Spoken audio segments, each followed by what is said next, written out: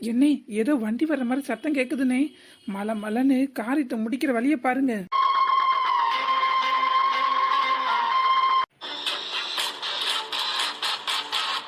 எனக்கு என்ன பண்ணணும்னு தெரியும். யார் வந்தாலும் நான் பார்த்துக்கிடுறேன். நீ உன் வாயை மூடிட்டு இருக்கியா?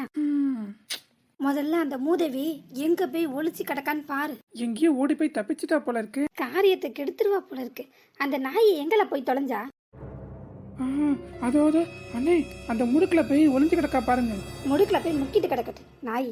இனி தப்பிக்க எந்த வழியுமே இல்ல. அவ அங்க போய் ஒளிறதா நமக்கு ஒரு விதத்துல நல்லதுதான். நாம பைய போய் கோழி அமுக்குற மாதிரி அமுக்கிடுவோம். அதானே சரி, வாங்க போலாம். இங்க தானே கிடந்தா, அவ்வளவு சீக்கிரம் எங்க ஓடி போய்ப்பா? என்ன ஏதோ பைக் வர்ற மாதிரி சவுண்ட் கேக்குதுல்ல?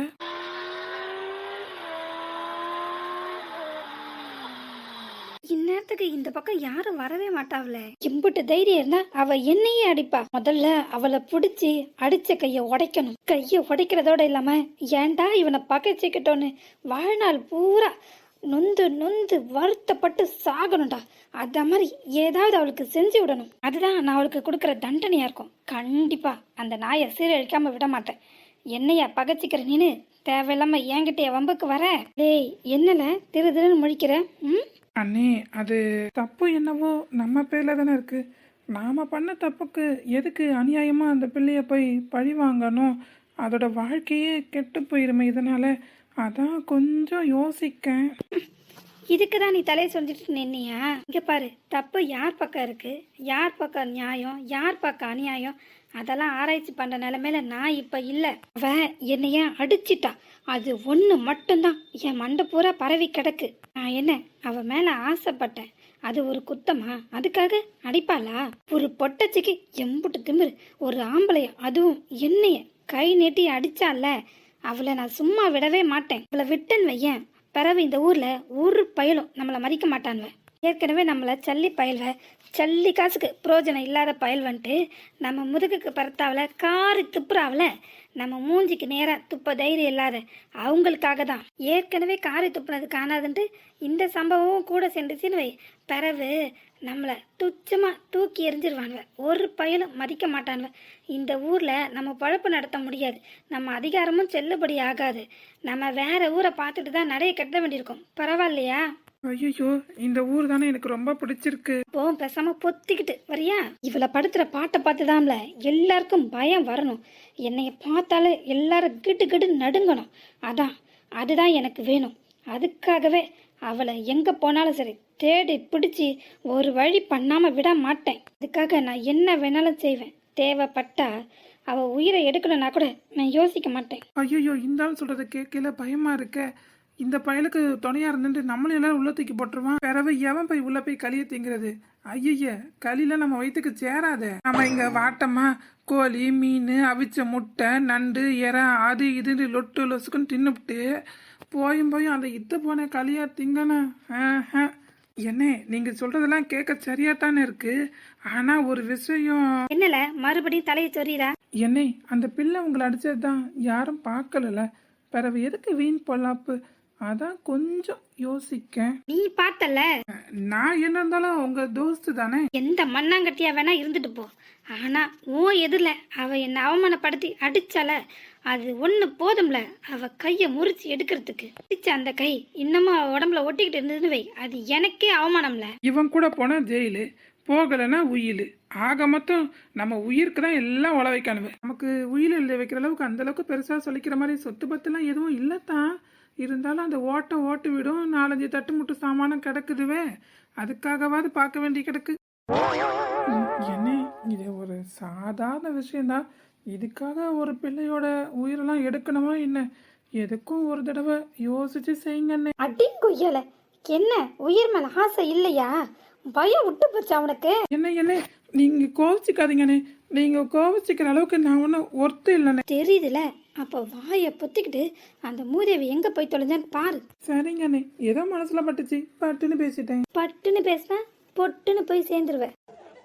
சி, இந்த மனுஷன் நம்ம உயிர் எடுக்கிறதுலயே குறியா இருக்காயா?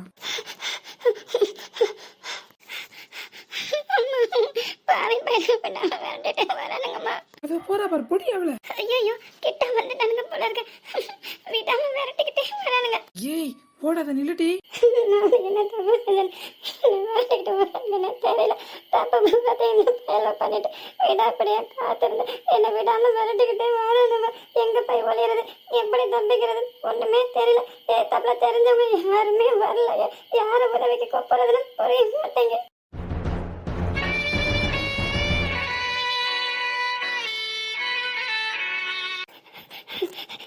என்னை காப்பாத்துங்க ப்ளீஸ், என்னை காப்பாத்துங்க.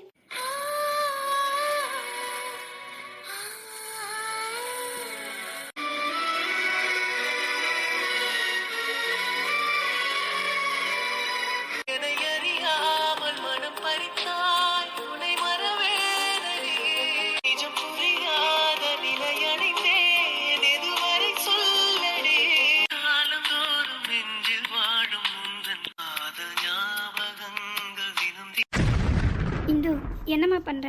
உங்களுக்கு என் மேல கோவம் இல்லைன்னு சொல்லுங்க, அப்பதான் நான் விடுவேன். விளையாடுறதுக்கு இது நேரம் இல்லம்மா. பக்கத்து ரூம்ல தான் அம்மா இருக்காங்க. வந்துட்டு போட்டோம், எனக்கு என்ன? ப்ளீஸ்டா இறங்குடா, எனக்கு டைம் ஆயிடுச்சு, நான் வெளியில போகணும். No chance. ஓகே, காலையில என்னம்மா விளையாட்டு இதெல்லாம்? இவ்வளோ நேரம் நான் வீட்டில் தான் இருந்தேன், அப்போ என்னை கண்டுக்கவே இல்லை. இப்போதான் கொஞ்சம் வெளில போகலான்னு கிளம்புறேன், அதுங்கிட்ட இப்படி வந்து படுத்துறியே. ஏமா இறங்குமா, எனக்கு தோலெல்லாம் ரொம்ப வலிக்குது. வலிக்கட்டும், ஏன் என்ன கூட உங்களால தூக்கி சமக்க முடியாதா? புரிஞ்சுக்கூடா, பக்கத்து ரூம்ல தான் அம்மா இருக்காங்க, இறங்க. இவ்வளோ பேச்சு பேசுறீங்களே, எனக்கு உண்மையில கோவம் இல்லைன்னு ஒரு வார்த்தை கூட உங்களால சொல்ல முடியாதா? சொன்னாதான் உங்க தோல்ல இருந்து இறங்குவேன். இல்லைன்னா நீங்க இப்படி உப்பு மூட்டை தூக்கிட்டு இன்னைக்கு ஒரு நாள் ஃபுல்லா சுத்துங்க, அப்பதான் உங்களுக்கு எனக்கு பனிஷ்மெண்டா இருக்கும். ஓகே, என்ன நீ நான் ஸ்கூல் படிக்கிற பிள்ளையா? இறங்குமா. நீ நினைக்கிற மாதிரி எனக்கு உன் மேல துளி கூட கோவமே இல்ல, கொஞ்சம் வருத்தம், அவ்வளவுதான். நிஜமாவா? ப்ராமிஸா? சத்தியெல்லாம் உங்களுக்கு சக்கரை பொங்கல் சாப்பிட்ற மாதிரி அதெல்லாம் முடியாது. சீரியஸாவான்னு சொல்லுங்க. ரெண்டுத்துக்கும் பெருசா வித்தியாசம் இல்ல. சரி, சீரியஸா தான் சொல்றேன், எனக்கு உன் மேல கோவம் இல்ல. போதுமா? இதுதான் அழகு. சரி, ஏறினதை ஏறிட்டேன், ரொம்ப கஷ்டப்பட்டு ஏறிட்டேன், அதனால ஒரு ரவுண்ட் அடிச்சுட்டு விடுறீங்களா? என்னது, நீ கஷ்டப்பட்டு ஏறன்றதுக்காக நான் கஷ்டப்படணுமா? அதெல்லாம் என்னால முடியாது. இந்த பேச்சு நீங்க எடுபடாது. ஆசைதான் சம்பளம் விட, அதெல்லாம் முடியாது. ஒரு நாளாச்சும் என்னை இப்படி தூக்கி ரவுண்ட் அடிச்சிருக்கீங்களா? எனக்கு ரொம்ப ஆசையா இருக்கு. நானே ரொம்ப கஷ்டப்பட்டு ஏறி தொங்கிட்டு கிடக்குறேன். ப்ளீஸ் ஒரு ரவுண்ட் அடிச்சுதான் விடுங்களேன். ரொம்ப தான் பிகு பண்ணிக்கிறீங்க. ஏன் இப்படி இருக்கீங்க நீங்க மட்டும்? ஊர் உலகத்துலலாம் பாருங்க, அவன் பொண்டாட்டி என்ன தாங்குன்னு தாங்குறாங்கன்ட்டு. அவங்களாம் கை மேலையும் தோல் மேலையும் இடுப்புலையும் தூக்கி சமைக்கிறாங்கன்னு சொல்ல வந்தேன்ப்பா. அதான பார்த்தேன். ஐயோ கடவுளே. சரிம்மா, நமக்கு தான் என்ன கல்யாணம் ஆகலையே, அது கல்யாணம் ஆகும் பாடு. நமக்கு அதுக்கு சம்மந்தமே இல்லையே. அதான் ஆக போகுதுல. எங்க மேடம் தான் சம்மதிக்க மாட்டியல்ல? இப்ப புரிஞ்சு போச்சு எனக்கு. டி, உண்மை வெளியில வந்துச்சா? அதெல்லாம் ஒண்ணும் இல்லம்மா, நீ ஏன் ஏதாவது தப்பா தட்டுக்கிட்டு தப்பா நினைச்சுக்கிட்டு? ப்ளீஸ்மா, டைம் ஆகுது, விடு. முடியவே முடியாது. படுத்தார இந்து, ஏன் இவ்வளவு தைரியம்? பக்கத்து ரூம்ல தான் அம்மா இருக்காங்கன்ற கொஞ்சம் கூட உடம்புல பயமே இல்ல பாரு. அவங்க ஒருவேளை நம்மள பார்த்தாங்கன்னா என்ன ஆகும்? பார்க்கட்டுமே, பார்த்தா என்ன ஆகும்? உனக்கு என்ன, எனக்கு தானே தர்மாடி இவ்வளோ. என் முதுகு தொலிய உரிச்சு உப்பு கட்டம் போட்டு தோரணமா தொங்க விட்டுருவாங்க, போதுமா? அது உங்க கவலை, என் கவலை இல்ல, புரியுதா? சின்ன குழந்தையாட்டம் என்ன விளையாட்டு இது உனக்கு? ஏன் நீங்க மட்டும் ஏன் இப்படி முரண்டு பிடிக்கிறீங்க? சரி, போனா போகுதுன்னா ஒரு ரவுண்ட் அடிச்சு விடலாம்ல, வெளியில எல்லாம் கூட்டு போக வேண்டாங்க, இந்த ரூம்குள்ளேயாவது ஒரு ரவுண்ட் அடிங்களேன். சரி, அவ்வளவுதானே. ஆனா அதுக்கு முன்னாடி நீ ஒரு வார்த்தை மட்டும் சொல்லு, போதும், அவ்வளவுதானே? சரி சரி, அப்ப முதல்ல இறங்க கீழே இருக்கு, போய் தாலி வாங்கிட்டு வரதுக்கு. என்ன விளையாடுறீங்களா? அது நீ, நான் இல்ல. நான் முழுசா முடிக்கிறதுக்குல உன்னை யார் அவசரப்பட்டு சொல்ல சொன்னது? நீ இப்பவும் ஒன்னும் குறைஞ்சு போகல. ஒரு வார்த்தை மட்டும் சொல்லு, உடனே உன் கழுத்துல நான் தாலி கட்ட தயாரா இருக்கேன். கட்டிட்டு தைரியமா வீட்டுக்குள்ள என்ன வெளியில கூட உன்னை தூக்கிட்டு ரவுண்ட் அடிக்க நான் தயாரா இருக்கேன். நீ தயாரா இருக்கியா? குசும்பு, நான் சொல்ல மாட்டேன், தைரியம் தானே உங்களுக்கு? சொல்லிட்டேன்.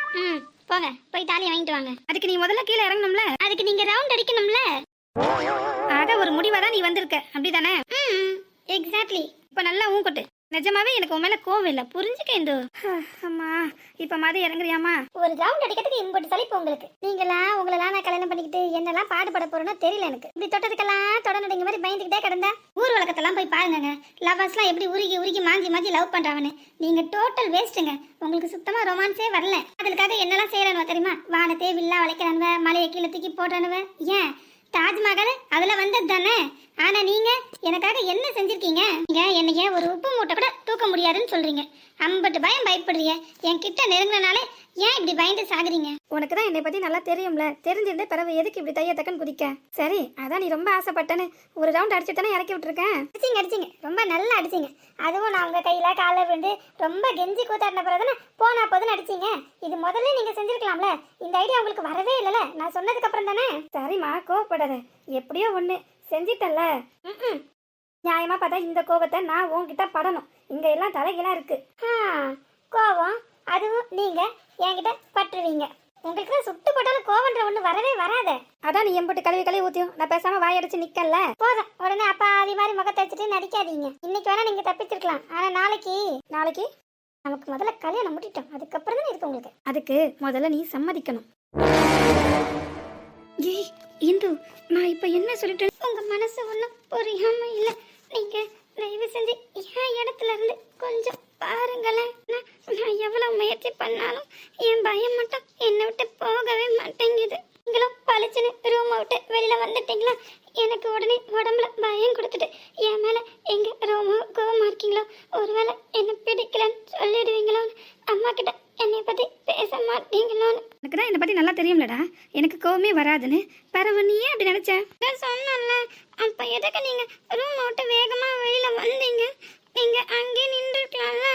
அது எனக்கு உன்னைய பார்க்கும்போதே உன்னை பற்றி நல்லா புரிஞ்சிக்க முடிஞ்சிச்சு. நீ ஏதோ சோகத்தில் தான் உட்காந்துருக்கன்னு. அதோடு இல்லாமல் நீ ரொம்ப வேற குழம்பி போயிருந்தியா, அதனால் நீ அழுதுகிட்டு இருக்கும்போது எனக்கு அதை பார்த்து தாங்கிக்கிற சக்தி சுத்தமாக இல்லைடா. உனக்கே நல்லா தெரியும்ல, நீ கண்ணு கசக்குனா என்னால் தாங்கிக்க முடியாதுன்னு. நீ ரொம்ப ஸ்ட்ரெஸ்ஸாக இருக்க, உன் மைண்டு ரொம்ப டிஸ்டர்ப் ஆகிருக்குன்னு என்னால் கணிக்க முடிஞ்சிச்சு. அதனால தான் நான் வெளியில் வந்துட்டேன். ஏன் நான் கவலையாக இருக்கும்போது என் கூட இருந்து ஆறுதலா ஒரு 4 வார்த்தை பேச மாட்டீங்களா?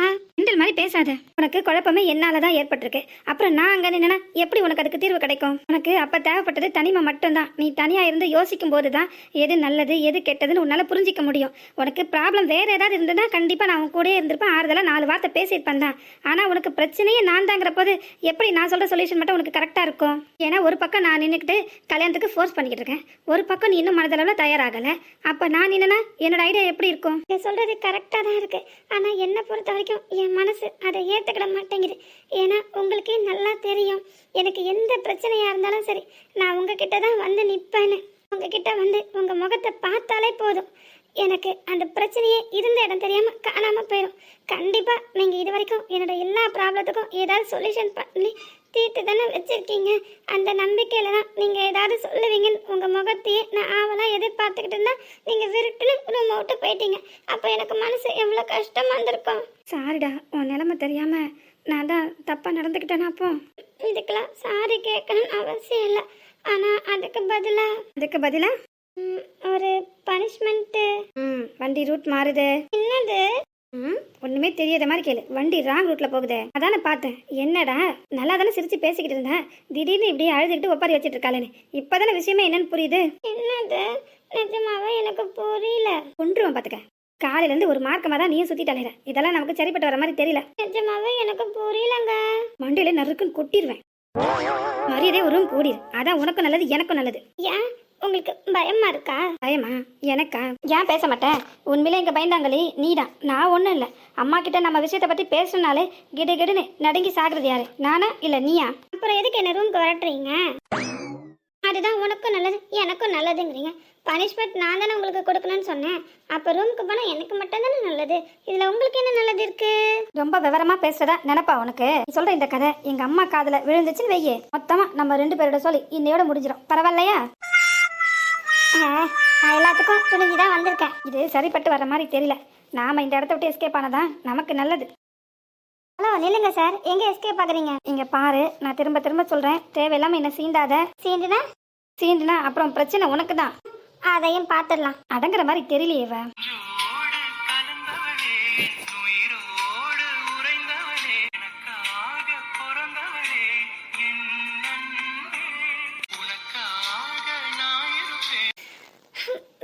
அந்த பயம் இருக்குல்ல, அப்புறம் எதுக்கு? சாரி. பயந்துட்டியா? இப்ப புரியுதா? நல்லாவே புரியுது. இங்க பாருமா, உனக்குன்னா எனக்கு நீ தான், புரியுதா? இப்படி பண்ணாதான் நான் உன்னை பற்றி புரிஞ்சுக்கிடுவேன், ஏற்றுக்கிடுவேன்னா அர்த்தம் இல்லை. ரெண்டாவது எனக்கு இது பிடிக்கவும் செய்யாது. நீ ரொம்ப ஆசைப்பட்டேன்னு தான் கொஞ்சம் உரிமை எடுத்துக்கிட்டேன். ஆனால் அதை உன்னால் பொறுத்துக்க முடியல. ஏன்னா நீயும் என்ன மாதிரி தான் யோசிக்கிற. கண்டிப்பாக நம்ம 2 பேருக்கு தான் கல்யாணம் நடக்கும், என்னை நம்பு. என் வார்த்தையை மறைச்சு நீ இப்போ ரூமுக்கு போ. என்ன உனக்கு என் மேலே நம்பிக்கை இருக்குல்ல? கண்டிப்பா கண்டிப்பா எனக்கு உங்க மேல நம்பிக்கை இருக்கு அர்ஜுன். ஆனா என் மேலதான் எனக்கு நம்பிக்கையே இல்லை. அது உன்னோட தேவையில்லாத வீண் பயம், அவ்வளோதான். புரியுதா? நீ உன் மைண்டை ரிலாக்ஸ் பண்ணிக்கோ. நான் இருக்கல, அப்புறம் என்ன? நீயும் சந்தோஷமா இரு, உன்னை சுற்றி இருக்கிறவங்களையும் சந்தோஷமா வச்சுக்கோ, சரியா? ம்